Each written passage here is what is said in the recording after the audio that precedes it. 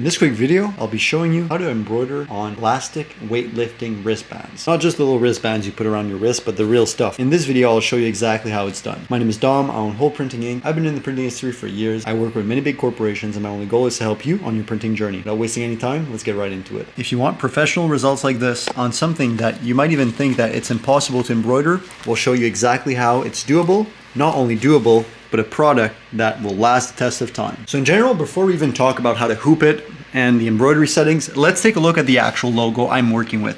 So lucky enough for me, I have a logo that's mostly full. This helps tremendously when embroidering on this type of fabric. Let's say I just had a simple text I want to embroider, the method might be completely different. So do take this with a grain of salt. If ever you're embroidering something that's kind of filled in like it is for us, you might have less difficulties. Again, I haven't tried the other versions. Always do a test on a backing of some sort so you can show your client before you actually start embroidering on their products. That's always something I would do. So we did a test, they chose this one, and then we embroidered. Again, telling the client that there is a risk that it could damage their product. In our case, we were really lucky and it went well. So this would be the number one thing. If you do have some sort of similar logo like this, make sure to stick around and we'll show you exactly step by step what we did to make this result happen. The number one thing you need is a good embroidery machine. Obviously, depending on the brand you're using, the results may differ. But in our case, we're using the TM Easy embroidery machine from Tajima. Really a beast of a machine. It automatically detects what type of material we're using to lower the presser foot accordingly. Apply the appropriate amount of force that will not damage the substrate. So for lack of better words, let's say you're embroidering on a polo, it's going to automatically detect how thick your material is and apply the appropriate pressure. If you're embroidering on something a bit thicker, it's going to do the same thing. I might be explaining this wrong, but you get the idea. This machine helps tremendously. And also the automatic tension, right? So not having to play with these knobs is really useful. So with that out of the way, we know what we're embroidering on, a stretchy material. If I put the camera down here and I kind of show you, as you can see, it's a very, very stretchy material. We have our logo that is filled in, which is ideal, and we have a good embroidery machine. Now it comes down to what type of backing you're going to use. Are you going to be using cutaway? Are you going to be using tearaway? Water soluble topping? What is the best method? We'll show you exactly step by step how to hoop, what type of backing to use, and if you should use a topping or not. So the first step is obviously to find your center. Let's do that together now. Let's grab any of the straps. We also have knee straps, so whether it's wristbands or knee straps, doesn't really matter. Let's grab our next item here, and my partner will put it on the table and we'll show you how it's done. So going like this, we already have our example here, that's perfect. Now we're going to find our center. What we usually do is we use a chalk, find our center, and a tape measure. Going here, you can buy these chalks on Amazon. I'm also going to grab a tape measure and let's find our center.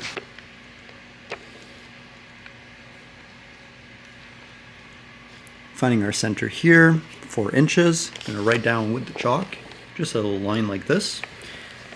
Now we're also going to find our height center.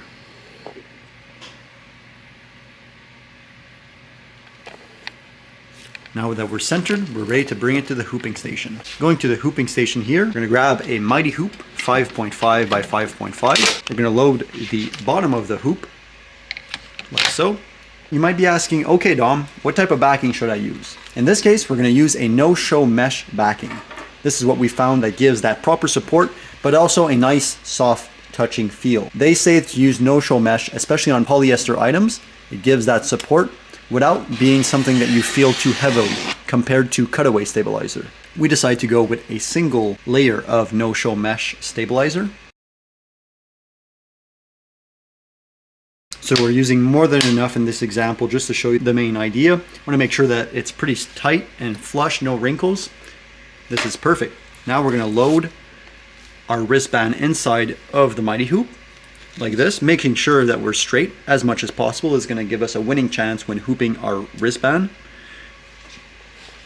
Like she did here is perfect. Now she doesn't want to tighten the wristband, like it's drooping down a bit. This is perfectly fine. We don't want to stretch it. We want to leave it sunken in like this.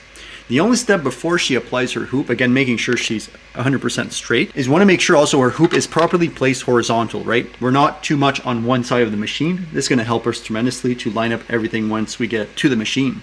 Another thing, you could use a water soluble topping, depending on how much your text is sinking inside of the wristbands. Just quickly before we hoop, for us, we did have a bit of sinking, But since it's actually kind of how the design is looking, like we're kind of seeing a bit of the wristband poke out, it looks really good and the client liked it. So in this case, we're not going to put the water soluble topping on top. We're perfectly centered, and now we can just hoop it into place. So as you can see, it automatically tightened the wristband. If we were to tighten it even more, it could lead to distortions. Now that this is properly hooped, we're simply going to load it inside of the machine.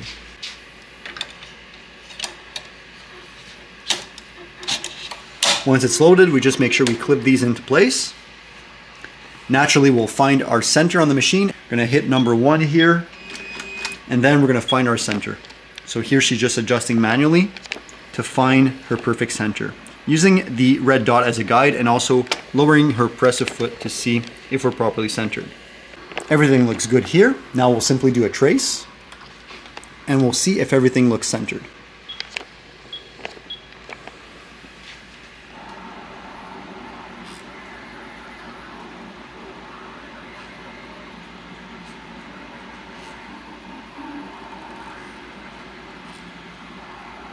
Everything looks perfect. We'll start the machine and the rest is history.